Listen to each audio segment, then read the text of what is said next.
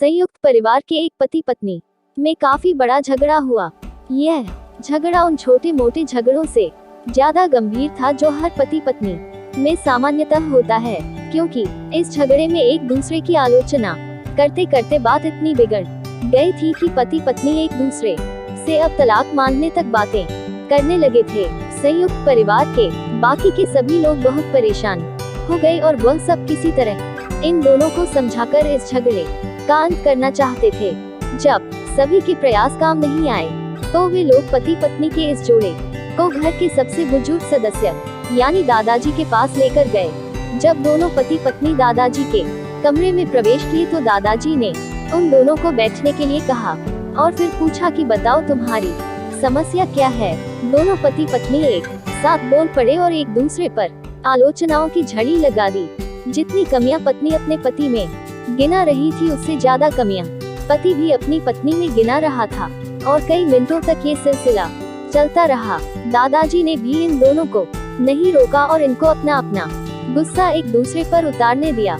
आखिर में जब दोनों एक दूसरे की बुराइयां करके थक गए और शांत हो गए तब दादाजी ने उन दोनों से कहा अब दोनों एक दूसरे की कुछ अच्छाइयाँ बताओ। जब अच्छाई बताने का समय आया तब दोनों ही पति और पत्नी एकदम से चुप हो गए। शायद गुस्से में उन्हें कुछ याद नहीं आ रहा था या फिर गुस्से की वजह से ही वह एक दूसरे की अच्छाइयाँ बताना नहीं चाहते थे। दादाजी ने यह बात भी महसूस कर ली। थोड़ी देर तक जब कोई भी नहीं बोला तब दादाजी ने कहा अच्छा ठीक है, ये लो पेपर और पेन और एक दूसरे की अच्छाइयाँ इसमें लिखो। पति पत्नी दोनों ने ही पेपर और पेन लिया और एक दूसरे से काफी दूर जाकर बैठ गए। थोड़ी देर तक ना पति ने कुछ लिखा ना पत्नी ने। फिर पति ने पेपर में कुछ लिखना शुरू किया। उसे देखकर पत्नी ने भी अपने पेपर में लिखना शुरू कर दिया। ऐसा लग रहा था जैसे दोनों एक दूसरे से कंपटीशन कर रहे हो। काफी समय तक दोनों ने पेपर में लिखा और जब पेपर लिखावट से भर गया तब दोनों ही अपना अपना पेपर लेकर दादाजी के पास उन्हें देने के लिए गए। दादाजी ने उन दोनों के ही पेपर लेने से मना कर दिया और कहा कि अपने अपने पेपर एक दूसरे को दे दो और अब एक दूसरे के पेपर पढ़ो। पति ने पत्नी को और पत्नी ने पति को अपना पेपर दे दिया। वे एक दूसरे के पेपर पढ़ने लगे। थोड़ी देर बाद पति और पत्नी दोनों के ही आंखों में आंसू थे।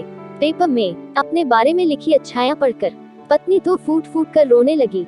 पत्नी को रोता देख पति उसे चुप कराने के लिए दौड़ पड़ा और माफी मांगते हुए उसे मनाने लगा। पत्नी ने भी पति की माफी मांगी और माहौल ऐसा हो गया जैसे कभी कोई झगड़ा हुआ ही नहीं था। दोस्तों, कमियां और खूबियां जगत के हर इंसान में होती है। अबे हमारे ऊपर होता है कि हम कमियां देखकर अपने जीवन को नर्क बना ले या खूबियां देखकर अपने जीवन को स्वर्ग बना दें।